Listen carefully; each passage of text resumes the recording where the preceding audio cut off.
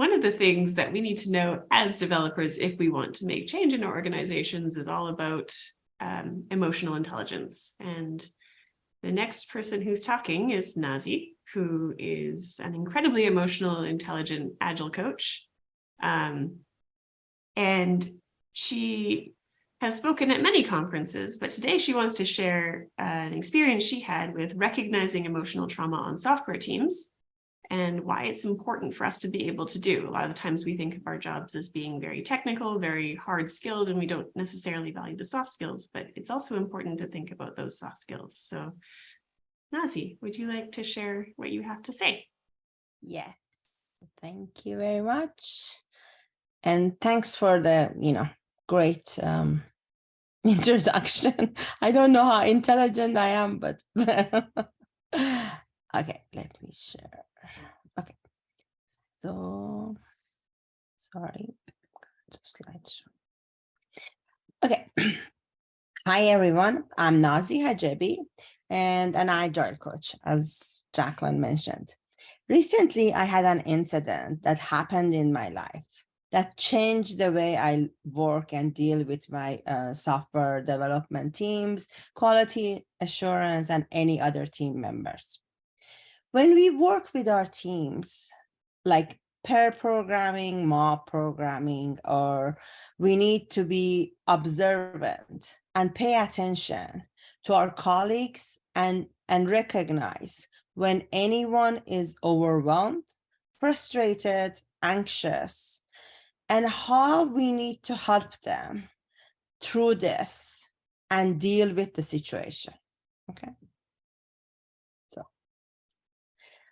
the first thing is that we need to recognize what is trauma, and more accurately, what is an emotional trauma. When does the person gets anxious, frustrated, or overwhelmed? This is the first step that we need to recognize in our colleagues and other software developers that we are, working with. And during mock programming, we are basically, making, especially in the beginning or pairing with someone, they are literally anxious and, nervous on sharing, because we are sharing the coding and we are kind of naked from, we in the moment, and we might be anxious to, to program or forget something and all of this. So I want to give you guys an example that happened to me. As you can see in this picture, I was facilitating a mock programming with this team for the first time. I noticed that Angela is anxious and she has her arms across her body. She also looked very nervous. When the first time she was behind the keyboard, she made a mistake because she wasn't familiar with the environment that she was working on. And then everybody yelled at her, Shift, Command E. Even though I intervened and asked the team that only the navigator can talk and everybody else needs to be patient, but I noticed she got more nervous and anxious afterwards. So I didn't take care of that situation at that time. And let me explain to you what happened. So during our retrospective, at the end of our mobbing, I asked the team who wants to do mobbing for the second time. 7 team members raised their hand, but not Angela. But I went with the majority rules. So, and I was so excited that the team wanted to explore this again. I ignored Angela's, that she didn't raise her hand. And I said, great, let's try it one more time this week or next week, and I will schedule it in our meeting. Before I finish my sentence, Angela looked at my eyes and said, Nazee, you wasted 90 minutes of our time. And you want to repeat this again? At that moment, I didn't know what to say. And this is the story that how I became better, understanding of this. So after this mobbing session, I went skiing and I broke my shoulder. So my surgeon told me that my recovery is 12 to 24 months, and I will be out of work for a few months. My life became reading books and doing physical therapy for my shoulder. So as you can see here, I try to do my exercises with the bar that I'm trying to hold. When I would try to stretch on the bar, my physical therapy would hold my hand and ask me to stretch and bend my knees on the bench. So I would feel as if I have a cuff around my wrist, and I would start to cry. And as you can see on my face, I was in so much pain. Afterwards, every time I would hear the word bar or any kind of exercises that I was doing, I would relieve the situation that I was going through with my physical therapist, and I would be very sad. This was my emotional trauma, and that was Angela's emotional trauma. I couldn't explain to other people why when anyone talks about bar, I get emotional and traumatized. Until I read this book in an unspoken voice by Dr. Peter Levin. This is when I understood that, and I got a different view what trauma and emotional trauma is. So let me explain to you. Trauma is not what happens, what we experience or what happens to us. It's how we get impacted emotionally. And it's not in our control or in other person's control. If we want to control it, which I try to control, and during my exercises, and I pretended that I am strong, my emotional trauma got worse. So another way of saying this, what trauma is, or what emotional trauma is, it is anything that overwhelms our current level of coping with any situation or environment. This is a trauma, and it can manifest in being anxious, frustrated, or overwhelmed, which, as you can see, it happened with Angela. So what can we do? So I told you all of the problem, but what can we do? The first thing we can do is to create a safe environment. And if we are emotionally, in emotional trauma, we can create it first for ourselves or to our team members that we are observing. And I try to create the safe environment for myself by making an agreement with my physical therapist that he would barely hold my hand and would allow me to breathe. And I would check in with myself when I reach my limits. And as you can see in this exercise, even though I'm holding a bar, I am smiling in my session because I'm not pushing myself. And this enabled me to feel safe. And then I want to talk about how Angela feels safe. During our next mobbing session, I told everyone, you can be an observer or a participant. So this allowed Angela to come in and just observe and not participate. And during our retrospective, Angela said, if I was running my mobbing sessions like this, she would have attended all the previous ones. So when the person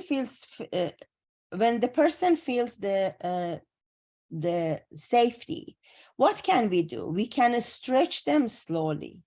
And lessons learned for me was Brian would hold my wrist, and the requirement was for me to breathe and feel relaxed as I was doing my physical therapy. And he would ease that. So how can I stretch Angela? So I came up with a solution. During our next mobbing session, I participated in a mob as a less technical coach. The team yelled at me also when they told me about a command. So I noticed, so this gave an environment for Angela to feel safe.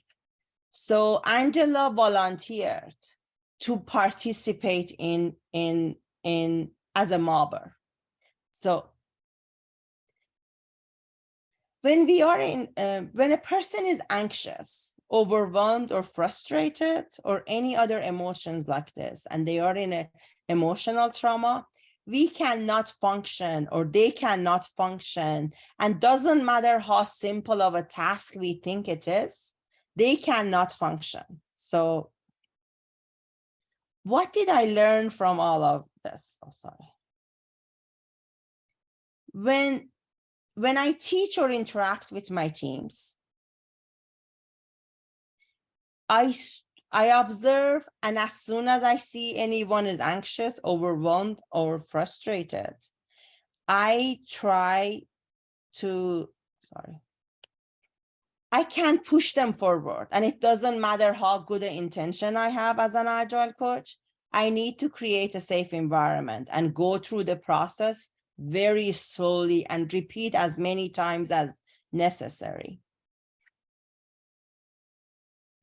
And basically, as I go through that, I pay attention, and then when they are ready, I will stretch them a little further, observe again, and go through this process. And thank you very much. And if you have any questions, I would love to answer. So I have a question. How do Yeah. you create a safe environment? So it really depends on the situation. So Angela didn't, I give you example of Angela that, it happened. So Angela, in the first mobbing, she told me I wasted her time for 90 minutes. I wasted the team's time. She didn't attend any of the meeting. So when I came up with the solution, I told everybody that you can be an observer. You don't need to participate in the mobbing. That created a safe environment because she was one of the people that her expertise wasn't as good as the other team members. That created a safe environment. So I wanted to stretch her one more time, one more step, but the only way that it was helpful, even though I tried, you have to try different things. So there is not a script that you can follow. But because I'm a less technical coach, I participated in the mobbing. And then they treated me the same way as they treated her. Now she wasn't the only person who got yelled at, with the command or other stuff like that, or didn't know how to be a navigator. So I would ask the team, okay, tell me what I need to say to this, the driver or the typist. She felt like, okay, I'm not the only person. That created a safe environment for her to participate, and she volunteered. So it really depends on the situation, and you need to try different things, but you need to be conscious of that, okay, this person in our team, because they are junior or because of any other reasons, they don't feel comfortable. Because like I said, we are becoming naked, and doesn't matter, naked, not in literal way, but in our like how we program, what is our knowledge in front of other team members. So we have, we don't want to look like like a dummy or like a person that, so this creates an environment that we need to help each other. And you don't need to be an agile coach, but as soon as you recognize this, you need to pull back and see how can we deal with this, that this person has a safe environment. And you have to, it's a trial and error, and see which one works with in that situation. Okay, thanks. That's a good point you made about it being kind kind of a case-by-case basis, right? Because I think for some teams, there's some some tension there between allowing people to observe, whereas I think some safety comes from everyone feeling like they're a part of it and that there isn't someone watching over their shoulder, right? Yeah. And also we cannot explain it. And I mentioned in the beginning that I made a mistake and I ignored Angela. Already in the beginning, I kind of separated her. Now I needed to bring her back to the team. That was the suggestion that came up, but I gave you guys the result, but I tried different things. I talked to different people within the team. I talked to her in one-on-one to get an understanding, to see how she would feel better. So all of this, because when I recognize that this is an issue, then I try different ways to gather information by talking to different team members, asking other team members to help me, how we can help Angela. So that is how, that's how I came up with those two suggestions. Thanks for sharing that. Yeah, thanks, Naz. That was really, really awesome. And I think kind of inspiring and a good reminder to think about the emotional sides of work while we're doing it, because we work with people just as much as we work with code.